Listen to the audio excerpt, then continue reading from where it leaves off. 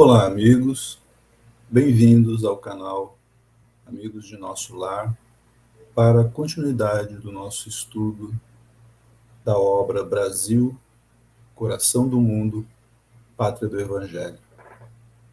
Abrimos hoje com um poema de Maria Dolores, pela psicografia de Chico Xavier, que nos diz assim: Canção da Fé. Se a tua fé não vê ou ainda não viu a presença da lágrima ou do espinho, para vencer nos lances do caminho os perigos da marcha e as surpresas da treva, se a tua fé não ouve ou ainda não ouviu, entre as flores que leva, desde o berço da crença até agora, o insulto em que a maldade se avigora, a fim de que lhe des outra vez o apoio da paciência e a lição da bondade, se a tua fé não encontrou ainda algo que a desagrade na tarefa bem-vinda que te impele a servir ao amor e à verdade, se a tua fé não teve ou ainda não tem ofensas a perdoar e injúrias a esquecer, no sublime dever de amparar, socorrer ou levantar alguém, se enfim a tua fé não conheceu angústia ou desabrigo, se ela não sofre ou ainda não sofreu golpes do orgulho vão, escárnio, desafio, tentação, para que aprendas, coração amigo, resistência e humildade, a tua fé, portanto, não passa, por enquanto, de um sonho que não veio à realidade, porque a fé verdadeira, que redime e renova a humanidade e vale em tudo para a vida inteira, a fé que tanto ama e anda de rastros, quanto vibra e se eleva para os astros, fé valente e profunda, que inspira, exemplifica, ergue e fecunda, será sempre obtida na batalha, na terra ou mais além, no coração que luta ou se estraçalha, para a glória do bem. Maria Dolores, através da psicografia de Chico Xavier. Muito bem, hoje nós vamos iniciar a falar do capítulo sobre a independência do Brasil. E vamos trazer alguns subsídios para o estudo deste nosso capítulo. Iniciando com a obra A Caminho da Luz, quando Emmanuel nos fala a respeito de um item que ele deu o nome de independência política da América. E o que ele nos relata aqui? A maioria dos povos do planeta, acompanhando o curso dos acontecimentos, procurou eliminar os últimos resquícios do absolutismo dos tronos, aproximando-se dos ideais republicanos ou instituindo o regime constitucional, com a restrição de poderes dos soberanos. Então, lembrando aqui que, naquela época, o absolutismo era uma condição que dava ao rei todo o mando. Ele não precisava consultar ninguém. Ele decidia tudo e decidia da forma como queria. E exatamente nesse momento nós vamos encontrar um clima diferente, tanto na Europa quanto na América. Por quê? A América já tinha feito, inclusive os Estados Unidos, já tinha feito sua independência. E na Europa começava a haver esse movimento também de mudanças. A França já tinha feito a Revolução. E alguns países da América Espanhola também já tinham buscado e realizado sua independência. E alguns países também da América Central. Então, nós vamos ver que esse movimento era um movimento mundial. Os espíritos inspiravam a todos os países através dos seus protetores espirituais, dos seus governantes, que trouxessem uma mudança no clima político das nações. E aqui, então, continua Emmanuel nos falando. A América, destinada a receber as sagradas experiências da Europa para a civilização do futuro, busca aplicar os grandes princípios dos filósofos franceses à sua vida política, caminhando para a mais perfeita emancipação. Seguindo o exemplo das colônias inglesas, os 4 vice-reinados da Espanha procuraram lutar pela sua independência. No México, os patriotas não toleraram outra soberania além da própria. E no Sul, com a ação de Bolívar e com as deliberações do Congresso de Tucumã em 1816, proclamava-se a liberdade política das províncias da América Meridional. O Brasil, em 1822, erguia igualmente o seu brado de emancipação com Pedro I, sendo digno de notar-se o esforço do plano invisível na manutenção da sua integridade territorial, quando toda a zona sul do continente se fracionava em pequenas repúblicas, atento à missão do povo brasileiro na civilização do porvir. Então, o que Emmanuel nos relata? Nos relata algo que nós vamos vendo no estudo que estamos fazendo, do grande esforço que houve de manter a condição da geografia do coração do mundo. O Brasil, naquele momento, é a única nação que se mantém íntegra em termos de divisas territoriais. Não houve alteração, não houve divisão. Como nos relata a história e como nos lembra aqui Emmanuel, todas as outras nações ocorreram essas situações. E aqui nós vamos ter uma outra situação que é muito importante e que nós temos que trazer para vocês, que é a presença de um brasileiro que nesse momento morava na França e que acompanha as situações de independência. Ele acompanhou a situação da independência da América e viu ali uma situação que era bastante complicada, para que nós depois saibamos o porquê que aqui as coisas foram feitas de outra maneira. A América era, naquele momento, uma colônia inglesa. E ela sai direto de colônia para a sua independência, para a liberdade. Só que isso foi a um custo muito alto. Houve muito derramamento de sangue.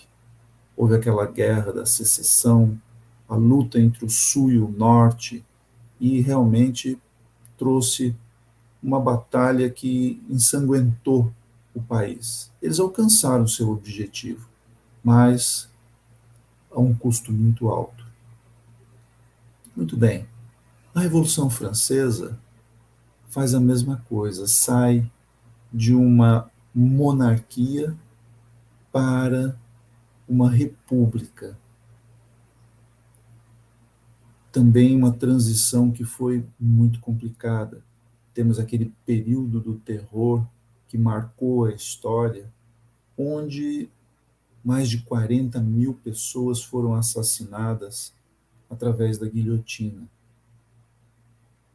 Haviam dias que ocorriam mais de 100 execuções. Então, já se percebia que esses dois modelos, saindo de colônia para independência e de monarquia para independência, só que para a república, não funcionava bem no sentido do derramamento de sangue, das violências que eram cometidas. E nós temos, assim, um bom caminho, porque este personagem brasileiro que morava na França e que acompanhou essas duas situações, entendia que este modelo não era o adequado. Bom, o Brasil já tinha dado o primeiro passo, porque o Brasil não era mais colônia, o Brasil tinha passado para Reino do Brasil, porque nesse momento Dom João VI havia transformado o Brasil em reino unido e passou então a governar o Reino Unido de Portugal, Brasil e Algarves. E dessa forma, o Brasil então já tinha feito um outro degrau. Agora, a condição de passar de monarquia para a independência do Reino de Portugal traria uma transição que provavelmente, e a gente vai ver que foi isso que aconteceu, não traria batalhas sanguinolentas. Por quê? Porque os portugueses que moravam no Brasil neste momento, uma boa parte deles também era favorável a que o Brasil continuasse como uma nação e, se ao custo da independência, que fosse assim. Por quê? Porque aqui a gente vai assistir a volta de Dom João VI para Portugal, devido a uma série de acontecimentos que nós já relatamos nos capítulos anteriores. E que aí leva, então, à constituição de uma assembleia, que era chamada as Cortes Portuguesas. Esta assembleia era composta com deputados que eram de ambos os reinos. Então, acontece a eleição, a indicação no Brasil, que constitui 72 deputados. Mas desses 72, apenas 49 viajam para Lisboa para poder compor a Constituinte lá, que era completava-se com mais 130 deputados de Portugal. Então a gente vê aqui já de cara que existia uma maioria absoluta, né, de deputados de Portugal e que é lógico que se não houvesse um processo de consenso, dificilmente o Brasil conseguiria emplacar algum dos seus projetos. Bom, mas aqui ainda existe uma outra situação. A Assembleia começa a se reunir em janeiro do ano de 1821. Os deputados brasileiros não tinham chegado ainda. E eles começam a deliberar mudanças que eles entendiam que deveria ser assim. E uma delas qual que era? Eles queriam rebaixar o Brasil novamente à colônia. Eles queriam trazer de novo a condição de dependência total do Brasil para Portugal e que fosse novamente apenas colônia e não mais reino.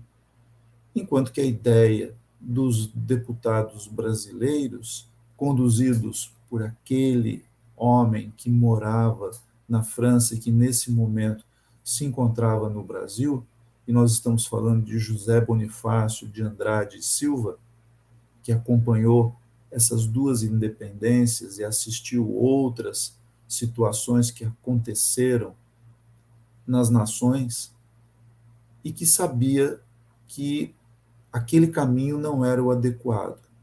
E nesse momento, José Bonifácio lidera a bancada que seria relativa a São Paulo. Era em torno de 6 deputados. E ele faz uma carta para que eles se conduzam de uma certa forma. E é interessante que na carta que José Bonifácio faz, ele não fala em separação de Portugal. Ele achava que era muito boa essa união, desde que houvesse equilíbrio político entre os dois reinos e que os direitos dos cidadãos brasileiros fossem iguais aos cidadãos portugueses, porque afinal de contas, Brasil era reino, não era mais colônia. Então, naquele momento, o pensamento não era separar-se de Portugal. Mas o que acontece? A pressão que os portugueses exercem sobre Dom João VI é muito grande. E eles queriam que o Brasil, essa, essa maravilha que trazia muitos rendimentos a Portugal, voltasse a ser colônia. Por quê? Porque assim fechariam-se os portos novamente, cessaria o comércio com com as outras nações, principalmente com a Inglaterra, que os portugueses queriam voltar então a dominar toda a exportação, toda a produção do Brasil. E dessa forma voltaria a ser eles que comercializariam tudo aquilo que fosse produzido ou continuassem a explorar as terras brasileiras, nas suas riquezas. E é lógico que quando isso acontece, há uma reação, e aí começa uma forte reação no Brasil.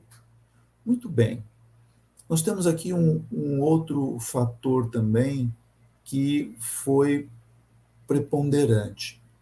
Nós vamos encontrar algumas situações que nós vamos trazer do livro Brasil Mais Além, que vão nos pontuando os acontecimentos. E um deles foi um decreto que os deputados constituintes elaboraram e que uma lei, né, e que o rei, por pressão, foi obrigado a transformar em decreto, que era a desvinculação de todas as províncias do Reino Brasil do Rio de Janeiro. O que significava isso? Significava que as províncias deixavam novamente de se comunicar e deixavam de ter um gerenciamento elaborado pelo Rio. Qual era a tentativa aí? A tentativa era isolar Dom Pedro I, porque assim, se ele não fosse mais o regente de toda a nação, ficasse restrito ao Rio de Janeiro, esse era o primeiro passo. E qual era o segundo passo? Que Dom Pedro I retornasse a Portugal, porque afinal de contas, segundo a justificativa deles, e que a gente sabe que o motivo não era esse, é que Dom Pedro I precisava educar-se melhor, frequentar outras nações da Europa para preparar-se, porque afinal de contas ele seria o futuro rei de Portugal. Mas na realidade o objetivo aqui era tirar a presença da família real do Reino Brasil e dessa forma facilitar a condição de devolver ao Brasil a situação de colônia, porque aí se a família real não estava mais presente, então ficava mais fácil. E um primeiro momento, então, se retirava os poderes que Dom Pedro I estava constituído pelo seu próprio pai, Dom João VI. Bom, e aqui, junto com isso, se determina, então, finalmente, que Dom Pedro I não estava mais na opção de escolher, deveria retornar a Portugal, e eles enviam, então, mais tropas para, para o Reino Brasil, para reforçar aqui a situação de que Dom Pedro seria obrigado a retornar, e inclusive vem uma frota que o levaria de volta. E já estava acontecendo um outro movimento, que era a troca dos soldados que aqui estavam. Por quê? Porque o grupo que aqui estava era leal a Dom Pedro I. Então eles começam a remover este grupo que estava aqui e mandam novos que eram mais fiéis à coroa e, portanto, a Portugal. Então eram tentativas de desestabilizar a regência do imperador. E aqui nós vamos encontrar mais algumas outras situações, como eu disse, que estão relatadas no livro Brasil Mais Além, do nosso companheiro Duílio Berne. E ele nos diz assim, né? Ideias que foram amadurecendo e que foram se constituindo para que houvesse realmente esse processo que não teria retorno da independência do Brasil. A eleição dos deputados às cortes, né, animados do firme propósito de obter condições de igualdade política e administrativa, o que não vai acontecer. Essa igualdade, o que eles querem realmente é o retorno do Brasil à colônia. Como era um número maior, então decidiam. E aí acontece justamente essa rejeição dos deputados portugueses às pretensões dos deputados brasileiros, né? E essa tentativa de recolonizar o Brasil, o que acabou ocasionando a fuga de vários parlamentares de Portugal. Alguns deles vão se refugiar na Inglaterra. Por quê? Porque estavam sendo vítimas de ações, inclusive deselegantes, tanto dos deputados portugueses quanto daqueles que participavam das galerias do povo assistindo aos debates dentro da Assembleia. E alguns daqueles que são pessoas de renome que a gente conhece, que acabam saindo, Diogo Feijó, Antônio Carlos, Lino Coutinho, Barata, Agostinho Gomes, que aqui Duílio nos relata que eram os mais impulsivos, né? E que inclusive se recusaram a assinar a Constituição portuguesa. E aqui acontece mais um outro detalhe, a supressão dos tribunais e repartições criadas por Dom João VI. O que eles pretendiam com isso? Pretendiam que não houvesse mais nenhum julgamento, nenhuma decisão aqui no Brasil. Então, ao extinguir os tribunais e as repartições, eles repatriavam todos os juízes, todos os magistrados, e tudo aquilo que tivesse que ser decidido nos tribunais de justiça teria que ser enviado esse processo para Portugal e as decisões viriam de lá. Então, quer dizer, criavam realmente um processo, né, de paralisação dentro do Brasil. E as ordens das Cortes de Lisboa determinando o imediato regresso do príncipe regente, o que acabou empurrando, de certa forma, Dom Pedro I para o dia do fico, né? Que foi quando ele realmente disse que não voltaria. Mas disso aqui nós ainda vamos conversar mais. Esse é um acontecimento de 9 de janeiro de 1822. E que alguns historiadores, inclusive o próprio espírito de Humberto de Campos na narrativa deste livro, considera o verdadeiro dia da independência do Brasil, quando Dom Pedro disse que não voltava e que ficaria. E aqui nós vamos ter, então, dois personagens muito importantes. Um deles foi muito bem retratado na história, que é a ação de José Bonifácio de Andrade e Silva, mas toda essa ação aconteceu por causa de uma mulher, a princesa Leopoldina. Ela é de vital e total importância para que isso acontecesse. Ela era a grande conselheira e a quem Dom Pedro I ouvia. Por quê? Primeiro, porque ela era uma pessoa muito bem preparada, como nós vimos.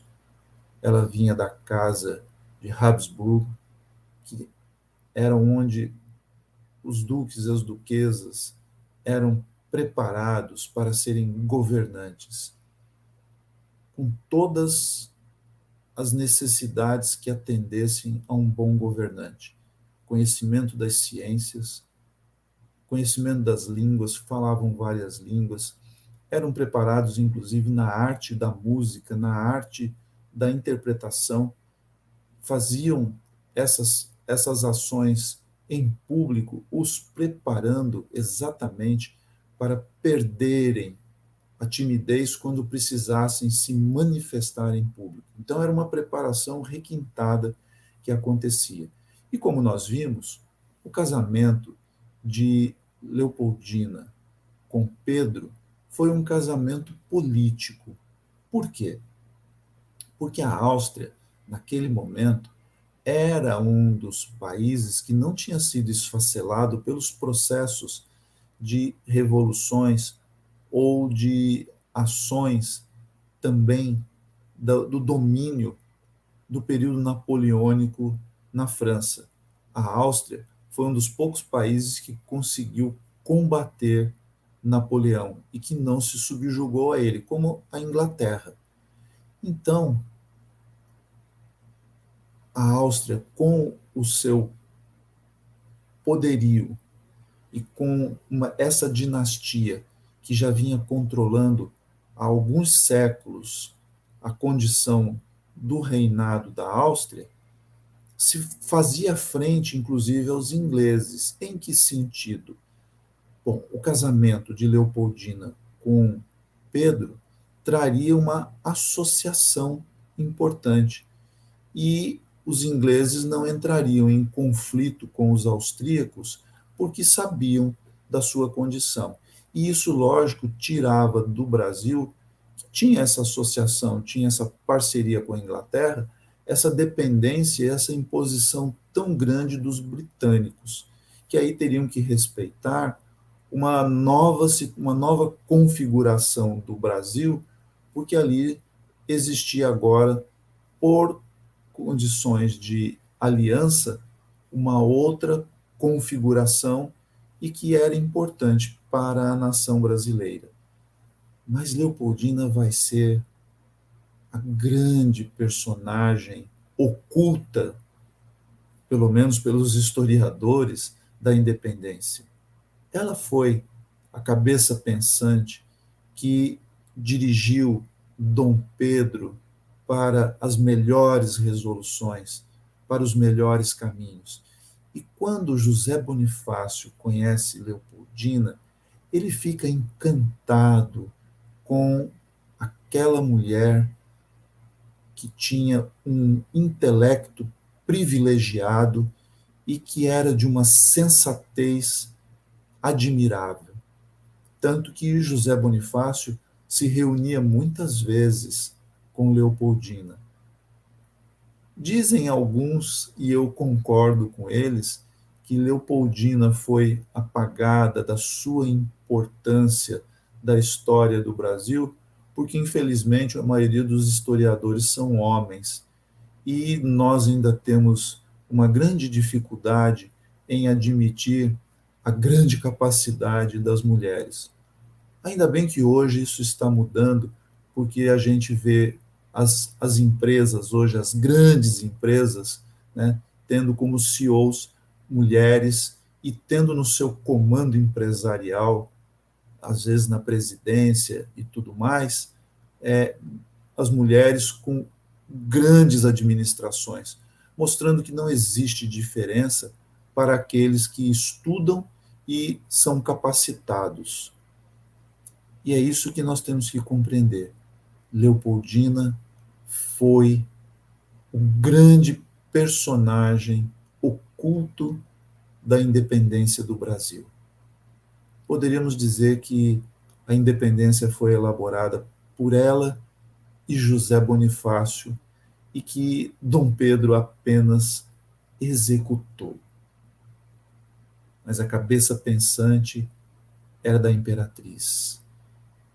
E o complemento vinha de um outro personagem importante, José Bonifácio. E aqui nós sabemos que os dois foram preparados e inspirados pelo mundo espiritual, pelos espíritos excelsos, capitaneados por Ismael.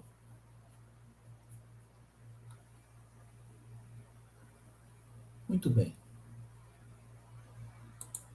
Então, como nós vínhamos dizendo, alguns fatos são importantes no entendimento deste processo da independência, né? Nós já falamos da volta de Dom João VI, e aqui existe um aspecto importante. Quando Dom João VI vem para o Brasil, ele traz, segundo os historiadores, um séquito de mais ou menos entre 13 a 15 mil pessoas. Quando ele volta para Portugal, ele volta com menos de 4 mil. Então, quer dizer, Dom João VI deixou a grande maioria da corte que veio junto com ele para o Brasil, deixou aqui no Brasil.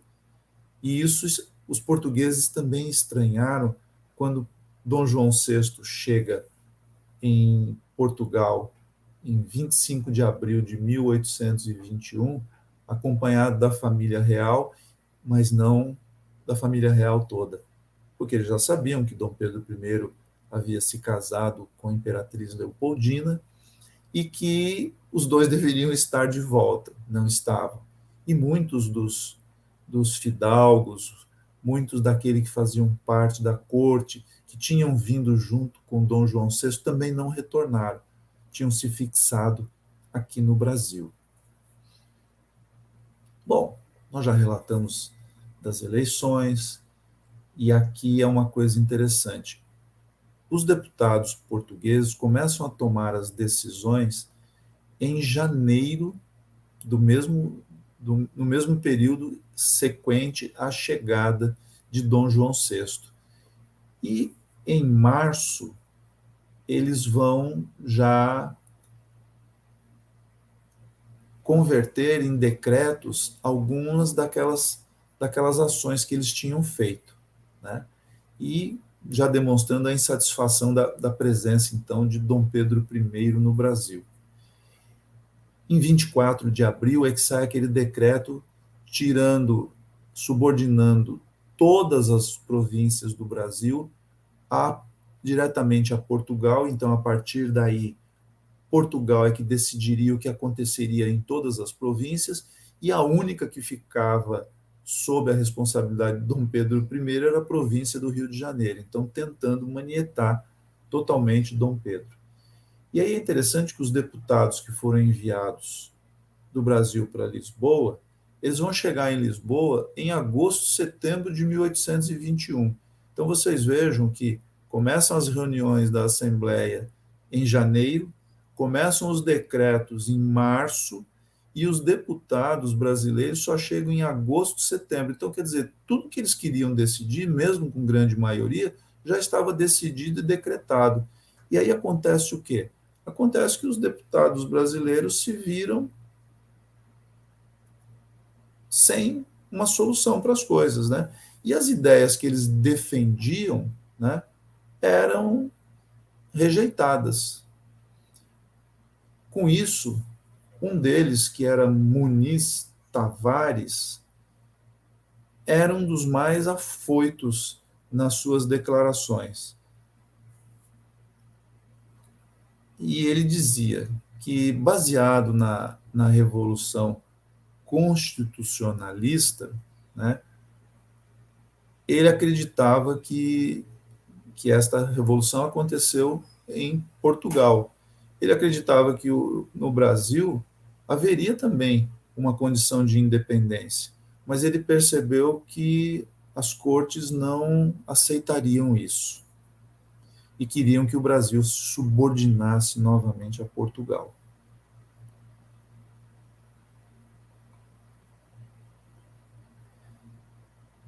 E Muniz Tavares, como nos contam a história, em 30 de agosto de 1821, é o primeiro deputado representante brasileiro a fazer uso da palavra na corte nas cortes constituintes portuguesas. E aí acontece o fato que em setembro e outubro se determina a volta de Dom Pedro, né? E a colocação de governadores de armas nomeados para cada província, destituindo assim os poderes administrativos que existiam naquele momento. E a troca das tropas. Então vinham tropas fiéis às cortes para o Rio de Janeiro e Pernambuco, que eram os principais focos naquele momento dos movimentos libertários, e se devolvia a Portugal aqueles que estavam aqui, que eram ligados a Dom Pedro.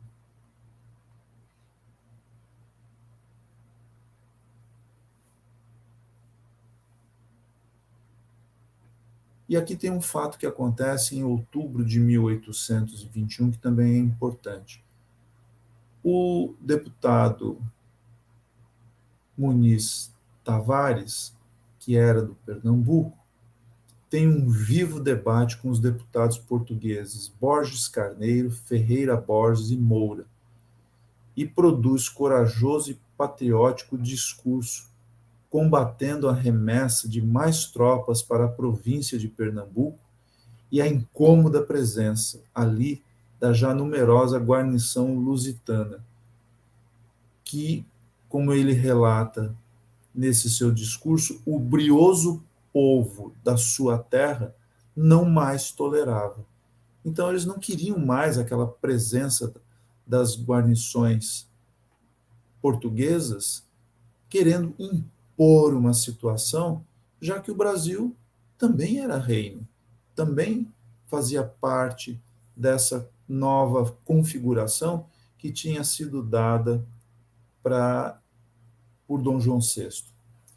E aqui começam algumas dificuldades que Dom Pedro I estava enfrentando, e uma delas foi a dificuldade financeira, porque Dom João VI fez uma ação que dificultou para Dom Pedro I a condução econômica da nação naquele momento.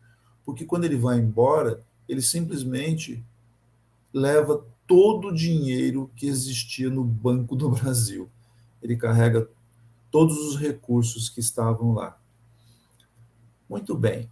Em 11 de dezembro de 1821, chegaram ao Rio as novas notícias vindas do reino, que eram o quê? Ordens expressas de Lisboa determinavam o regresso de Dom Pedro a Portugal. As Cortes Gerais Extraordinárias e Constituintes da nação portuguesa haviam decretado nessa data a forma do governo e administração pública das províncias do Brasil, de maneira que a continuação da residência do príncipe real no Rio de Janeiro se tornava desnecessária. Quer dizer, então eles estavam governando Portugal, tentando governar o Brasil de Portugal, e, portanto, o príncipe aqui passava a ser um enfeite. Então, como enfeite, diziam eles que era até indecoroso que ele continuasse aqui pela sua alta hierarquia, né? E aí a determinação vem que o príncipe real regresse o quanto antes para Portugal. E aí o que vai acontecer? A partir desse momento, manifestações de protesto contra a volta do príncipe e contra as decisões das cortes não pararam de crescer no Rio de Janeiro. Inúmeros jornais, folhetos e outros impressos criticavam a volta do príncipe e acusavam as cortes de querer reduzir o Brasil à situação de colônia. E comentava-se nas ruas: se a Constituição é fazerem-nos mal, leve o diabo tal coisa. Era uma expressão da época dizendo: se essa Constituição que foi criada em Portugal e que a gente sabe que não teve a participação dos deputados brasileiros, porque eles já tinham elaborado tudo quando eles chegavam e não deram espaço para que as decisões fossem tomadas em conjunto, eles acabaram, então, levando trazendo essas notícias e criando esse impasse geral. E aqui nós então entramos na narrativa inicial de Humberto de Campos, que vai exatamente nos relatar. Nós quisemos trazer este capítulo mostrando o que acontecia em Portugal e agora comparar com os acontecimentos do Brasil. Então, iniciando, né, a narrativa. O movimento da emancipação percorria todos os departamentos de atividades políticas da pátria, mas por disposição natural, era no Rio de Janeiro, cérebro do país, que fervilhavam as ideias libertárias, incendiando todos os espíritos. E aqui começa então este movimento importante. Os mensageiros invisíveis desdobravam sua ação junto de todos os elementos, preparando a fase final do trabalho da independência através dos processos pacíficos. E aqui nós queremos lembrar aquela conversa de Ismael com Tiradentes. Aquele momento que Tiradentes fala, vamos culminar a independência. E Ismael, com a sua visão de espírito puro, espírito superior, diz assim, calma, ainda não é o momento. Vamos primeiro trazer todas as ações e no momento certo isso será feito. E aqui é importante a continuação da narrativa de Humberto de Campos. Os patriotas enxergavam no príncipe Dom Pedro a figura máxima que deveria encarnar o papel de libertador do reino do Brasil. O príncipe, porém, considerando as tradições e laços de família, hesitava ainda em optar pela decisão suprema de se separar em caráter definitivo da direção da metrópole. E aqui a gente tem que trazer uma qualidade de Dom Pedro I, a fidelidade a Dom João VI. Quando ele escrevia para ele falava assim, meu rei e meu pai. Então aí a gente vê a grande ligação de Dom Pedro com Dom João VI e a sua fidelidade ao rei e ao pai. Então ele não queria tomar uma decisão precipitada, porque ele tinha essa comunhão, essa fidelidade com o seu pai e com o seu rei. Mas também na cabeça dele existia uma frase que Dom João VI deixou para ele, que nós lembramos no final do capítulo passado, que se fosse para a coroa pertencer a alguém, que fosse a ele, que pelo menos seria fiel e digno do seu pai, Dom João VI. Então é lógico que Dom João VI também deixou um caminho aberto pelo amor que ele criou pelo Brasil, por ter voltado realmente por uma necessidade de manter a dinastia, porque a vontade dele era terminar os seus dias no Brasil, onde ele se sentia tão à vontade, tão tranquilo e não era perturbado com todas aquelas pressões que a gente vê que ele começa a sofrer quando volta para Portugal. E aqui então Humberto continua, conhecendo as ordens rigorosas das cortes de Lisboa, que determinavam o imediato regresso de Dom Pedro a Portugal, reúnem-se os cariocas para tomarem as providências de possível execução e uma representação com mais de 8.000 assinaturas elevada ao príncipe regente pelo Senado da Câmara, acompanhado de numerosa multidão, a 9 de janeiro de 1822. Dom Pedro, diante da massa do povo, sente a assistência espiritual dos companheiros de Ismael. Olha a ação do mundo espiritual. Que o incitam a completar a obra da emancipação política da pátria do Evangelho, recordando-lhe simultaneamente as palavras do Pai no instante das despedidas. Meu filho, se for para passar essa coroa para alguém, seja você. Dê a independência e fique como o primeiro monarca a levar esta nação por uma condução melhor. Aquele povo já possuía a consciência da sua maioridade e nunca mais suportaria o retrocesso à vida colonial. Integrado que se achava no patrimônio das suas conquistas e das suas liberdades, em face da realidade positiva, após alguns minutos de angustiosa expectativa, quer dizer, estavam esperando uma resposta de Dom Pedro I, o povo carioca recebia, por intermédio de José Clemente Pereira, a promessa formal do príncipe de que ficaria no Brasil contra todas as determinações das cortes de Lisboa, para o bem da coletividade e para a felicidade geral da nação. É interessante que José Clemente Pereira era um magistrado português, mas que também já tinha se apaixonado pelo Brasil, gostava de residir aqui, porque ele, como magistrado, seria um dos primeiros a retornar de acordo com aquelas ordens da Assembleia Constituinte que tinha se constituído lá em Portugal. Só que o que acontece? Clemente é a favor de Dom Pedro e a favor da permanência do Brasil e a favor também da independência. Então a gente vê que todos esses personagens vão sendo inspirados, né, por Ismael e seu grupo que assessorava toda a ação que acontecia na pátria do Evangelho. E Clemente, então, reforça com Dom Pedro a permanência. É um personagem também importante e que tinha carisma, tinha autoridade e que também amava essa pátria.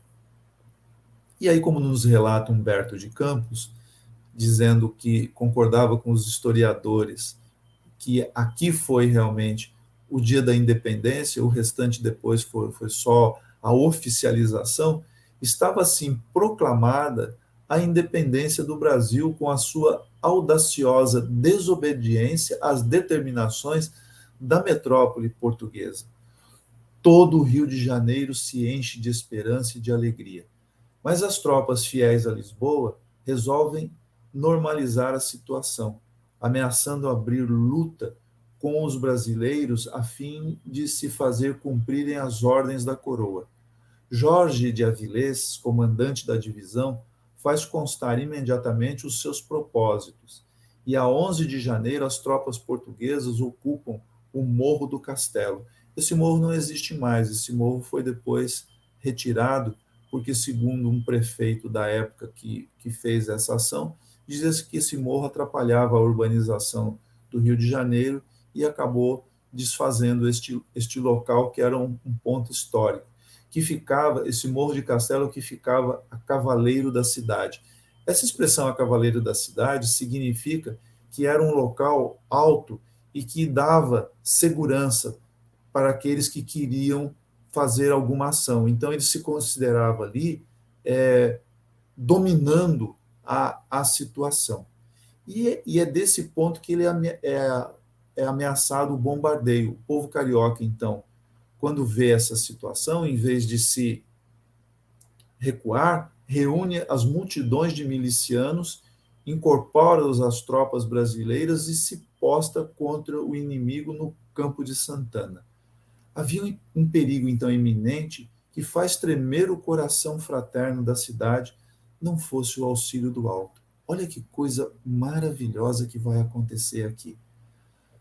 Todos os propósitos de paz se teriam malogrado numa pavorosa maré de ruína e de sangue.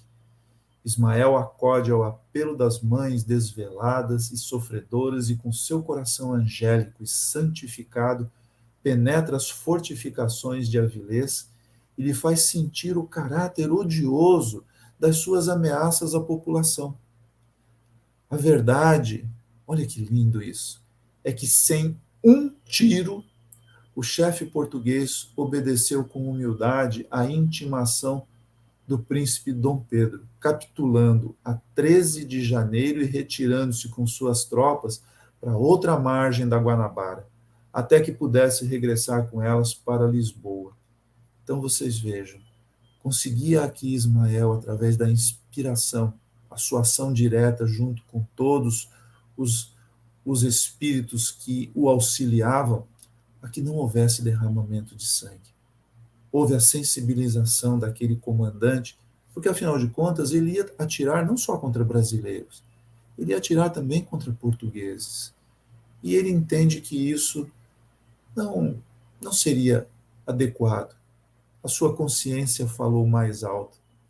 Estava ali um indivíduo que tinha bom caráter, E foi essa parte da sua bondade que Ismael inspira e consegue lhe trazer um pensamento diferente. Os patriotas daí por diante já não pensam noutra coisa que não seja a organização política do Brasil. Todas as câmaras e núcleos culturais do país se dirigem a Dom Pedro em termos encomiásticos, quer dizer, louvando-lhe. E aqui o Humberto usa um sinônimo e depois, novamente, louvando-lhe a generosidade e exaltando-lhe os méritos.